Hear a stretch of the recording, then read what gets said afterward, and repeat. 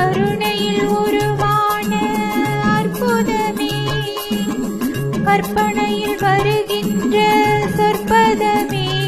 அன்பு கருணையில் உருவான அற்புதமே, சிற்ப சிலையா